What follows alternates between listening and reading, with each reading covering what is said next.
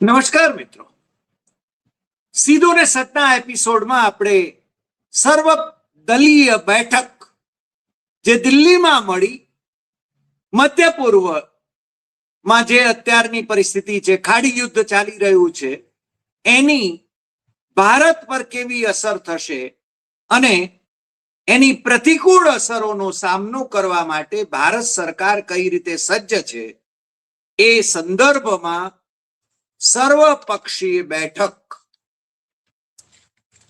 આપણા સંરક્ષણ મંત્રી રાજનાથસિંહની અધ્યક્ષતામાં આજે મળી અને અપેક્ષિત તો હતું જ કે વિરોધ પક્ષો એ ભારત સરકાર આ આવનાર સંકટમાં જે કંઈ પગલા ભરવા પડે એને માટે સમર્થન જાહેર કરશે અને એમણે સમર્થન જાહેર કર્યું.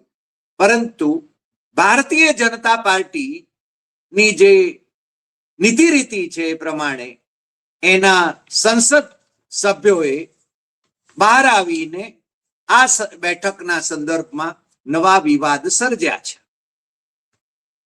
ભારતીય જનતા પાર્ટીના એક સંસદ સભ્ય છે સંજય જયસ્વાલ, એમણે કહ્યું કે લોકસભામાં વિપક્ષના નેતા રાહુલ ગાંધીએ આ બેઠકમાં ન આવીને એમણે બહુ જ મહત્વના જે કહી શકાય એવી કામગીરી પ્રત્યે પોતાની ઉપેક્ષા દાખવી છે.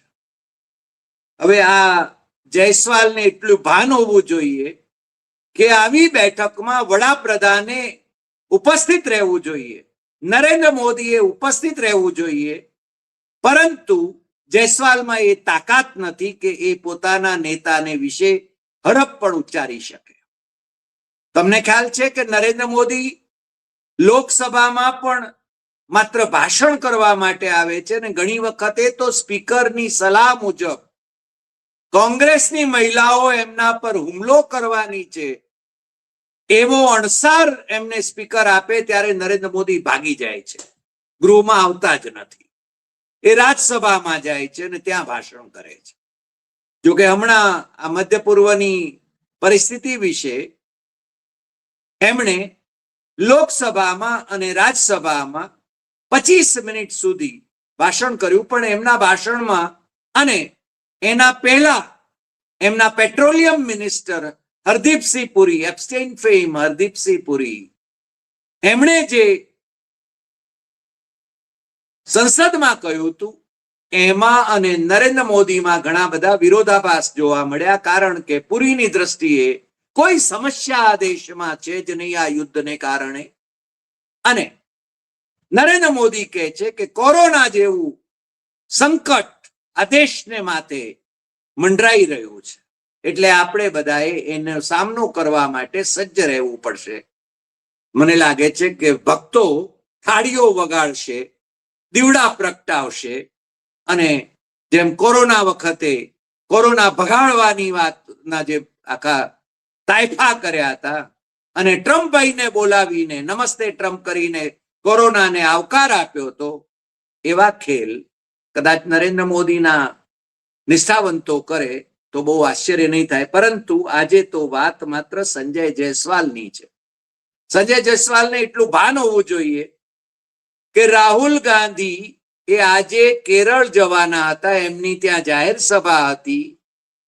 મલ્લિકાર્જુન ખડગે કોંગ્રેસના અધ્યક્ષ અને રાહુલ ગાંધી બંને ત્યાં એમની સભાને સંબોધવાના હતા, પરંતુ રાહુલ ગાંધીના માતુશ્રી સોનિયા ગાંધી એ હોસ્પિટલાઇઝ હોવાને કારણે રાહુલ ગાંધીએ કેરળ જવાનું પણ મોકૂફ રાખ્યું છે અને મલ્લિકાર્જુન ખડગે ત્યાં જવાનું પસંદ કર્યું છે.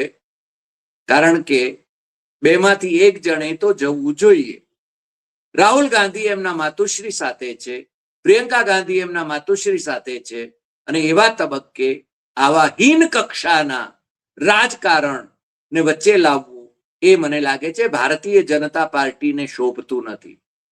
બીજું, જે પ્રકારે કહેવામાં આવ્યું આ સભામાં, આ બેઠકમાં, એમાં એમ કહેવામાં આવ્યું છે કે more Indian ships to cross Hormuz, એટલે કે હોર્મસ જે સમુદ્રધુની છે, જે ખાડી છે, ત્યાંથી વધારે ભારતીય જહાજ એ આવી શકશે એવી વાત આપણે થઈ છે અને એને ડિપ્લોમેટિક વિન ગણાવવામાં આવે છે. હવે આમાં ડિપ્લોમેટિક વિન કઈ રીતે ગણાય એ ખબર નથી પડતી, કારણ કે ભારત ક્યાં ઊભું છે? નરેન્દ્ર મોદી તો પેલા નરસંહાર કરનારા નેતન્યાહુ, જે ઇન્ટરનેશનલ કોર્ટના કન્વિક્ટ છે, ગુનેગાર જાહેર કરાયેલા છે, એમને ગળે મળવા માટે આ યુદ્ધ શરૂ થાય એના 2 દિવસ પહેલા જ પહોંચી ગયેલા હતા, એ આપણે જાણીએ છીએ. પરંતુ એમણે પછીથી ભાષણ જે લોકસભામાં વાંચ્યું, રાજ્યસભામાં વાંચ્યું, એની અંદર બહુ સ્પષ્ટપણે એમણે કહ્યું કે આપણે કોની સાથે છીએ એ પૂછવામાં આવે છે તો આપણે ભારતના હિત સાથે છીએ.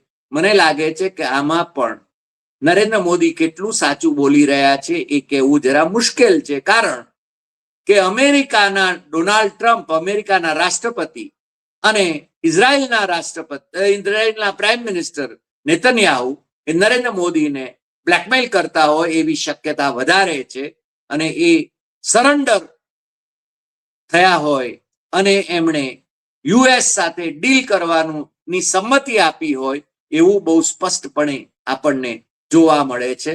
અને રાહુલ ગાંધી સહિતના વિપક્ષના નેતાઓએ તો આપણા પ્રાઇમ મિનિસ્ટરને કોમ્પ્રોમાઇઝ પ્રાઇમ મિનિસ્ટર ગણાવ્યા છે. પરંતુ આપણે દેશ જ્યારે સંકટમાં હોય ત્યારે રાજકારણ ન ખેલવું જોઈએ. પરંતુ મેં અગાઉના એક એપિસોડમાં પણ તમને કહ્યું હતું કે લોકસભામાં બોલ્યા જ્યારે નરેન્દ્ર મોદી અને એમણે કોંગ્રેસને ભાંડી નહીં, ત્યારે મને પણ આશ્ચર્ય થયું કે આ માણસમાં પરિવર્તન કેમ આવી ગયું. પરંતુ એ જ દિવસે સાંજે એણે TV 9ના એ સમિટમાં કોંગ્રેસને ભરસક ગાળો દીધી અને જે કંઈક પોતાની પણ જે મર્યાદાઓ હતી એ મર્યાદાઓ કોંગ્રેસને નામે ઓઢાડવાની કોશિશ કરી, અને જે જુઠ્ઠાણાઓ ઓક્યા હતા ત્યાં એ તમે જાણો છો, આપણે એની વિગતે વાત કરી છે, એટલે હું અત્યારે એને વચ્ચે લાવતો નથી. એટલે ડિપ્લોમેટિક વિન કઈ રીતે છે એ સમજાતું નથી. બીજું, સર્વપક્ષી બેઠકની અંદર એવું જણાવવામાં આવ્યું કે ભારતીયો જે વસે છે, 1.5 કરોડ ભારતીયો ખાડીના દેશોમાં વસે છે, નોકરી કરે છે, ધંધા કરે છે, એટલે એમની સુરક્ષા એ ભારત સરકારની સર્વપ્રથમ પ્રાયોરિટી છે. એ બાબતમાં પણ મને લાગે છે બધા સંમત હોય, એમાં છે ને કોઈ મીનમેક હોઈ ન શકે. ભારત સામે કયું સંકટ છે? સંકટ નથી એમ કહેવામાં આવે છે. ગેસ અને પેટ્રોલ અને ડીઝલ એના છે ને એનું સંકટ નથી એવું એક બાજુ કહેવામાં આવે છે, ને બીજી બાજુ પ્રાઇમ મિનિસ્ટર એમ કહે છે કે કોરોના જેવું મહાસંકટ એનો આપણે સામનો કરવાનો છે. એટલે પ્રાઇમ મિનિસ્ટર તો આવી સર્વપક્ષી બેઠકમાં જતા નથી, એ તો સંસદમાં પણ ભાગ્યે જ આવે છે, માત્ર ભાષણ કરવા માટે જ આવે છે અને કોંગ્રેસને ભાંડવા માટે આવે છે. મને લાગે છે એને સેડિસ્ટ પ્લેઝર મળે છે. પરપીડન વૃત્તિ એમની જે છે એ બહુ જ સ્પષ્ટ છે. એ ટ્રમ્પનું નામ નથી લઈ શકતા, એ નેતન્યાહુનું નામ નથી લઈ શકતા, એ ઈરાનનું નામ નથી લઈ શકતા, એ ચીનનું નામ નથી લઈ શકતા. એટલે એ એમની શું અવસ્થા છે એ જરા એ ટેન્શનમાં કેટલા છે એ પણ આપણને સમજાતું નથી. અને મને લાગે છે સર્વપક્ષી બેઠકમાં એ આવી બાબત પ્રાઇમ મિનિસ્ટરની અનુપસ્થિતિમાં ચર્ચાય નહીં, એ સ્વાભાવિક છે. પણ પ્રાઇમ મિનિસ્ટરે ત્યાં હાજર રહેવું જોઈએ એ વાતનું છે ને ભારતીય જનતા પાર્ટીના સંસદ સભ્ય સંજય જયસ્વાલને પણ ભાન હોવું જોઈએ. એ મુદ્દો પણ બહુ જ મહત્વનો છે. બીજું, સમાજવાદી પાર્ટીના સાંસદ ધર્મેન્દ્ર યાદવ અને કોંગ્રેસના સાંસદ મુકુલ વાસનિક જે આમાં આ બેઠકમાં ઉપસ્થિત હતા, એમણે પાકિસ્તાન, અમેરિકા અને ઈરાન વચ્ચે મધ્યસ્થતા કરી રહ્યું છે એ વિશે પ્રશ્ન ઉઠાવ્યો. ત્યારે વિદેશ મંત્રી જયશંકરે જે જવાબ આપ્યાનું કહેવાય છે, કારણ કે એનું ઓફિશિયલ બ્રીફિંગ ધારો કે એ જે વાત આવી છે એ પાછી જયશંકર પાછા છે ને એ નકારશે પણ ખરા. તમને ખ્યાલ છે કે એમણે ઓપરેશન સિંદૂરના સંદર્ભમાં જે નિવેદનો પહેલા કર્યા હતા કે અમે અગાઉથી જાણ કરી દીધી હતી પાકિસ્તાનને, પાકિસ્તાનના સત્તાવાળાઓને કે અમે તો ટેરરિસ્ટ જ્યાં કેમ્પ છે તમારા ત્યાં જ હુમલો કરવાના છીએ, એના ઉપર જ અટેક કરવાના છીએ, એટલે આગોતરી જાણ કરી હતી. એ વાત એમણે કરીને પછી કહ્યું કે મેં તો આવું કહ્યું જ નહોતું, પણ AI નો વિડીયો એ છે ને બધે ત્યાં સુધીમાં તો વાયરલ થઈ ચુક્યો હતો, જેમાં જયશંકર આ બાબત બોલતા દેખાતા હતા. આ વખતે પણ એમણે જે રીતે વાત કરી આ સંદર્ભમાં, અને જે વાત બહાર આવી છે એ કહે છે કે હમ દલાલ દેશ નહીં હો સકતે, આપણે દલાલ દેશ નથી. અને અમેરિકા 1981 થી પાકિસ્તાનનો ઉપયોગ કરે છે, અને આપણે દલાલ દેશ નથી, એટલે મધ્યસ્થતા આપણે શાને માટે કરીએ એવી વાત પણ એમણે કરી. મને લાગે છે કે એ છે ને IFS રહ્યા છે, રાજદૂત રહ્યા છે, ડિપ્લોમેસીની ભાષા એમને ભાન હોવી જોઈએ. પરંતુ જે રીતે એમણે ચીનના સંદર્ભમાં અને ભારતના સંદર્ભમાં કહ્યું હતું કે ચીન એ ભારત કરતા મોટી ઇકોનોમી છે, એટલે આપણે એની સામે લડી ન શકીએ. આ દેશનો વિદેશ મંત્રી જો આવા ભાંગરા વાટતો હોય તો મને લાગે છે કે આજે પણ જે નિવેદન એમણે કર્યાનું બહાર આવ્યું છે, જેની સચ્ચાઈ કેટલી છે એ ચકાસવાની જરૂર ખરી, પરંતુ એ જે બોલે છે એ ડિપ્લોમેટિક લેંગ્વેજ નથી. હમ દલાલ દેશ નહીં હૈ. તો પછી નરેન્દ્ર મોદી એ રશિયા અને યુક્રેનના યુદ્ધને સંભાળવા માટે દોડીને યુક્રેન અને રશિયા જતા હતા, તો શું એ વખતે દલાલી કરવા જતા હતા? સવાલ તો છે ને વિરોધીઓ આ કરશે, પણ વિદેશ મંત્રીને ભાન હોવું જોઈએ કે આવા શબ્દ પ્રયોગો એમણે ન કરવા જોઈએ. પણ ઘણી વખતે હોલિયર દેન થાઉ સાહેબને જરા ખુશ કરી દેવા માટે કે આપણે છે ને પાકિસ્તાનને આવું સુણાવી દીધું એવું બતાવવા માટે એમણે કદાચ આવું નિવેદન કર્યું હોય, પરંતુ ડિપ્લોમેટિક લેંગ્વેજમાં આ ભાષા એ શોભતી નથી.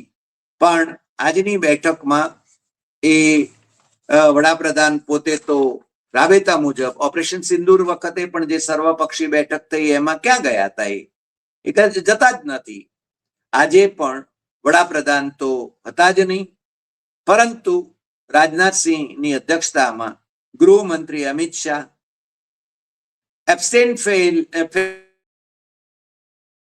હરદીપસિંહ પુરી, નાણામંત્રી નિર્મલા સીતારમણ, એ જેપી નડ્ડા પણ જે રાજ્યસભામાં ગૃહના નેતા છે એ જેપી નડ્ડા પણ ઉપસ્થિત હતા. અને વિરોધ પક્ષમાં પણ મેં કહ્યું એમ કે કોંગ્રેસ, સમાજવાદી પાર્ટી, આમ આદમી પાર્ટીના સંજયસિંહ અને બીજા ડાબેરી પક્ષોના પ્રતિનિધિઓ ઉપસ્થિત રહ્યા, પરંતુ ટીએમસીએ એનો બહિષ્કાર કર્યો. કારણ કે એવું જણાવવામાં આવ્યું કે સંસદમાં કેમ ચર્ચા નહીં આના સંદર્ભમાં.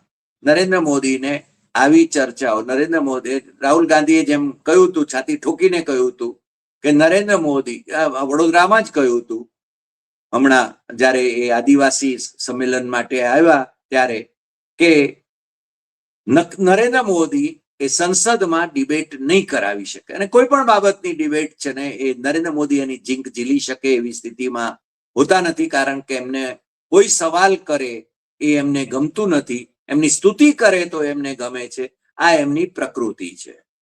પણ આજે છે ને આ બેઠક યોજાઈ, એટલે કે વિધિ વિધાન તરીકે આ બેઠક યોજાઈ, એથી વિશેષ એક વિધિ પૂરી કરી, પરંતુ ખાડીનું યુદ્ધ એ ભારતને કેટલી અસર કરશે એ સંદર્ભમાં અત્યારે તો ભારત સરકારે એમ કહ્યું છે કે આપણે આવનાર સંકટને પહોંચી વળીએ એમ છીએ, પરંતુ વાસ્તવમાં કેવી પરિસ્થિતિ આકાર લેશે અને આપણે ક્યાં ઊભા છીએ.